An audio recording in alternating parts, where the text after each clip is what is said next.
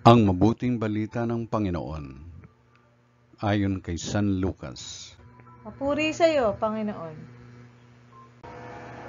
Nang ika-6 na buwan na ng pagdadalang tao ni Elizabeth, ang Anghel Gabriel ay sinugo ng Diyos sa Nazaret, Galilea, sa isang dalaga na ang pangalay Maria. Siya'y nakatakdang ikasal kay Jose, isang lalaki buhat sa lipi ni Haring David. Paglapit ng anghel sa kinaroroonan ng dalaga, binati niya ito, "Matuwa ka, ikaw ay kalugod-lugod sa Diyos." Wika niya, "Sumasa iyo ang Panginoon."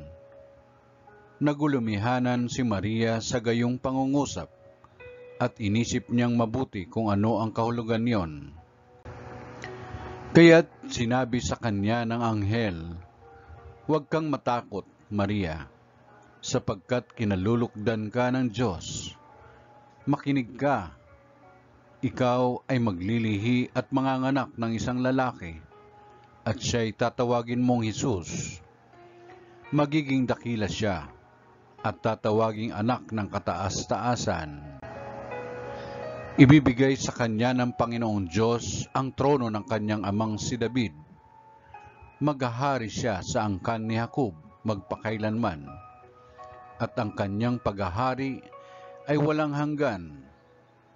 "Paanong mangyayari ito, gayong ako'y dalaga?" tanong ni Maria. Sumagot ang anghel, "Bababa sa iyo ang Espiritu Santo, at lililimang ka ng kapangyarihan ng kataas-taasan. Kaya't banal ang ipanganganak mo, at tatawaging anak ng Diyos. Natatandaan mo ang iyong kamag-anak na si Elizabeth?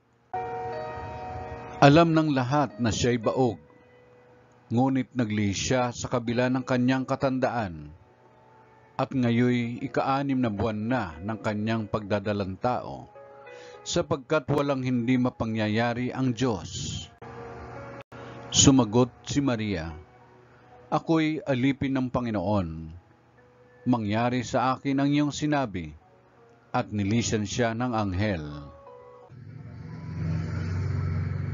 Ang mabuting balita ng Panginoon. Pinupuri ka namin, Panginoong Jesucristo.